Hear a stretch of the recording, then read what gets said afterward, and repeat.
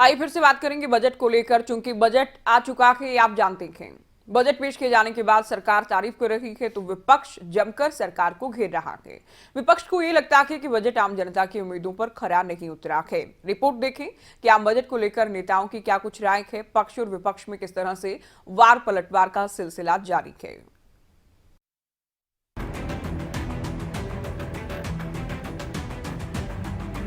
वित्त मंत्री निर्मला सीतारमण ने बजट 2022-23 पेश किया तो बजट का विश्लेषण शुरू हो गया। तो वहीं पक्ष और विपक्ष के नेताओं की बजट पर राय अलग अलग है। पहली बात सत्ता पक्ष की करते हैं। मुख्यमंत्री जयराम ठाकुर ने कहा, ये बजट आधारभूत संरचना को मजबूत करेगा और डिजिटल तकनीक के माध्यम से विकास भी होगा। साथ ही उन्होंने कहा कि ये बजट पूरे देश के साथ साथ सभी राज्यों को भी आत्मनिर्भर बनाएगा। बहुत चीज़ों में आज से पहले जो बजट प्रस्तुत किए गए हैं उनसे हट करके है। बहुत सारे इनिशिएटिव्स नए लिए गए हैं और सबसे बड़ी बात यह है कि प्रमुख रूप से इसमें जो हमारा आधारभूत संरचना को स्ट्रेंथन करने की दृष्टि से, सुदृढ़ करने की दृष्टि से इसमें फोकस दिया गया है।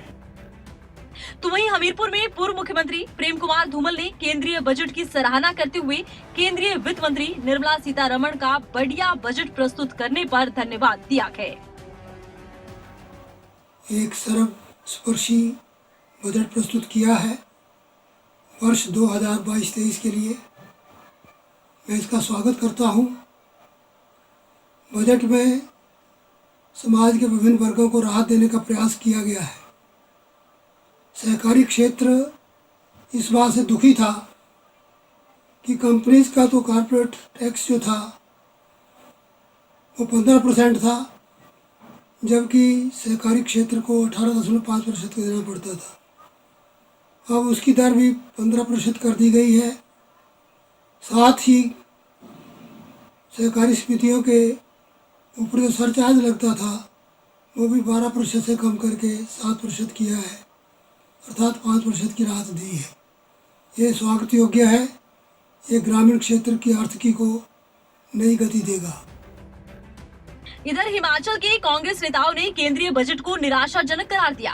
पार्टी अध्यक्ष कुलदीप राठौर ने कहा कि महामारी के दौर में लोग सरकार से खास तौर पर महंगाई, इनकम टैक्स स्लैब में छूट जैसी राहत की उम्मीद कर रहे थे, लेकिन बजट में कोई राहत नहीं मिली। केंद्र सरकार द्वारा जो बजट पेश किया गया, ये दिशाहीन और चमकविहीन बजट है। इस बजट में समाज के किसी वर्ग के लिए कुछ नहीं है, चाहे किसान हो, युवा हो, मध्यम वर्ग हो, हमारे छोटे उद्योग हो, सबकी अनदेखी हुई है। हमें आशा थी कि हिमाचल में कुछ ना कुछ इस बजट में ज़रूर प्रावधान होगा, लेकिन हिमाचल के लिए भी इस बजट में कुछ नहीं मिला। तो वहीं केंद्रीय बजट को लेकर कांग्रेस महासचिव और विधायक विक्रमादित्य सिंह ने कहा कि हिमाचल प्रदेश के हिस्से में निराशा ही आई है। न रेलवे का विस्तारीकरण हिमाचल तक पहुंचा और न ही हिमाचल को लेकर बजट में कोई खास प्रावधान किया गया है। अभी बहुचर्चित है, हर जगह पे मुख्यमंत्री जिस चीज़ का जिक्र करते हैं कि हमने एयरपोर्ट का विस्तारीकरण हिमाचल प्रदेश के अंदर करना है, चाहे वो शिमला का एयरपोर्ट है और उनका जो ड्रीम प्रोजेक्ट है मंडी के अंदर जो ग्रीनफील्ड एयरपोर्ट की, वो बात जगह जगह पे करते हैं। इन सब चीज़ों में हिमाचल प्रदेश को इस बजट में पूरे तरीके से निराशा देखने को मिली है। कुल मिलाकर कह सकते हैं कि बजट पर विश्लेषण हो रहा है, लेकिन सत्ता पक्ष को भले ही बजट भा रहा हो, विपक्ष को बजट नाउम्मीद ही कर रहा है।